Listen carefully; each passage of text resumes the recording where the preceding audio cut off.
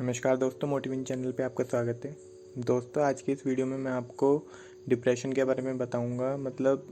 आज की इस वीडियो में मैं आपको डिप्रेशन का मेन कॉज बताऊंगा कि डिप्रेशन एक्चुअली मेनली होता क्यों है और कहाँ से स्टार्ट होता है वो, मतलब कहाँ से स्टार्ट हुआ, ये सब चीज़ें बताऊंगा। सबसे बेसिक से स्टार्ट करता हूँ, सबसे स्टार्टिंग से। तो जब इंसान इवॉल्व होना शुरू हुए थे तो तब उस टाइम पे हम लोग आदि मानव थे उस टाइम पे। तो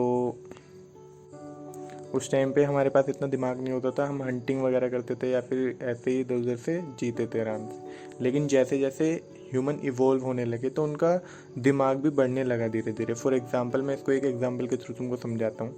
जैसे अभी हमको किस चीज़ की नॉलेज है, हमें एंड्रॉयड फ़ोन्स की, मोबाइल लैपटॉप्स, इन सब चीज़ों की, जो आजकल ट्विटर फेसबुक, इन सब चीज़ों की नॉलेज है जो कि हमारे पेरेंट्स को नहीं है। तो हम अपने एंसेस्टर से ज़्यादा इंटेलिजेंट हैं ऐसा बोल सकते हैं, या फिर उनसे ज़्यादा दिमाग है। और ये दिमाग डेवलप होता जा रहा है जैसे जैसे हमारी इवोल्यूशन होता जा रहा है। तो पहले हमें कम दिमाग था, फिर और बढ़ता चला गया, फिर ऐसे ऐसे इवॉल्व होता जा रहा है। तो इसी जो डिप्रेशन का मेन कोज है वो हमारा यही ब्रेन है। अगर हम दूसरे जीव जंतुओं से कंपेयर करेंगे तो ह्यूमन का ब्रेन जो है वो सबसे ज़्यादा इंटेलिजेंट और सबसे ज़्यादा स्ट्रॉन्ग है। लेकिन ये स्ट्रॉन्ग है, यही तो हमारा ब्रेन स्ट्रॉन्ग है, इसको हमारे फेवर में काम करना चाहिए। लेकिन इसको ही हमारा दिमाग इतना कॉम्प्लेक्स चीज़ है, ये इतनी कॉम्प्लेक्स मशीन है जो हमारा दिमाग है, उसको हैंडल करना बहुत बहुत ज़्यादा मुश्किल है आज की जनरेशन के लिए। मतलब हमारा दिमाग इतना कॉम्प्लेक्स हो चुका है कि उसको हम सही से मैनेज नहीं कर पाते हैं। क्योंकि हम अगर पास्ट में कुछ जाते हैं उसी के बारे में सोचते रहते हैं, या फिर फ्यूचर के बारे में ऐसा ना हो जाए या फिर वैसा ना हो जाए। तो बहुत ज़्यादा कॉम्प्लेक्स हो चुका है क्योंकि बहुत ज़्यादा डेवलप्ड है हमारा माइंड, तो उसको हैंडल करना बहुत मुश्किल है आज के माइंड को। और इसी वजह से तुमने देखा होगा लोग बाग, मतलब ये नशा वगैरह क्यों करते हैं, या दारू पीते हैं या फिर ड्रग्स वगैरह क्यों लेते हैं, क्योंकि वो अपने दिमाग को सहन नहीं कर पाते हैं, उनकी थॉट्स को सहन नहीं कर पाते हैं, क्योंकि इतना ज़्यादा कॉम्प्लेक्स है हमारा दिमाग, इतना ज़्यादा स्ट्रॉन्ग है।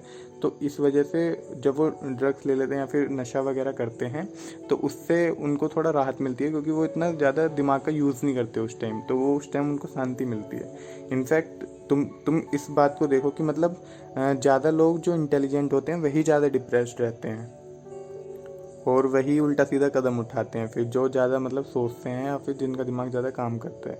तो जो चीज़ हमारे फेवर के लिए बनाई गई है वही हमारे लिए अपोजिट काम करना शुरू कर देती है। तो डिप्रेशन का मेन रीज़न हमारा ब्रेन है। तो जितने भी लोग डिप्रेस्ड रहते हैं या फिर जो उल्टा सीधा कदम उठा रहे हैं, तो उनका दिमाग उनके अपोजिट काम कर रहा होता है उस टाइम पे, वो उल्टा सीधा सोचते हैं। तो मेन रीज़न ब्रेन होता है। तो अब हमें डिप्रेशन से बचने के लिए हमको क्या करना चाहिए, ये चीज़ें हम देख लेते हैं। तो सबसे पहले तो इसको हम सब चीज़ का एक्सरसाइज करते हैं, बॉडी का एक्सरसाइज करते हैं, तो इसी तरह हमको अपने ब्रेन का भी एक्सरसाइज करना चाहिए, अपने दिमाग का एक्सरसाइज करना चाहिए। तभी हम एक खुश रह सकते हैं और अपने दिमाग को हैंडल कर सकते हैं। तो डिप्रेशन से बचने के लिए कुछ स्टेप्स हैं या फिर कुछ सॉल्यूशंस हैं जो कि मैंने पॉइंट वाइज लिखे हुए भी हैं। तो मैं सबको पॉइंट वाइज बताता हूँ आपको। तो इसमें सबसे पहला है मेडिटेशन करें। तो मेडिटेशन के ऊपर कंप्लीट नॉलेज मैंने एक पहली वीडियो में बना दी है, उसका लिंक ऊपर आ गया होगा, आई बटन पे प्रेस करके उसके ऊपर आप वीडियो देख लें। दूसरा जो पॉइंट है वो है योगा और प्राणायाम। तो ऐसा बोलते हैं कि जो अगर कोई भी बंदा डिप्रेस होता है तो एक शरीर में एक चीज़ प्रोड्यूस होती है, सोरोटोनिन नाम की एक चीज़ शरीर में प्रोड्यूस होती है जो कि एंटी डिप्रेसेंट का काम करती है। तो अगर हम योगा और प्राणायाम करते हैं तो वो चीज़ ज़्यादा प्रोड्यूस होती है, ऐसा कहते हैं, या फिर ऐसा मैंने पढ़ा है कहीं पे। तो ये दूसरा सोल्यूशन है, पहला मेडिटेशन, दूसरा योगा एंड प्राणायाम। तीसरा है कि आप ज़्यादा से ज़्यादा अगर थोड़ा आपको लगे कि डिप्रेस्ड हो, या फिर अगर आपको लगे कि आप डिप्रेस्ड हो, तो आप ज़्यादा से ज़्यादा टाइम अपने फैमिली के साथ बिताइए और अपने फ्रेंड्स के साथ बिताइए और उनसे अपनी फीलिंग्स को शेयर कीजिए।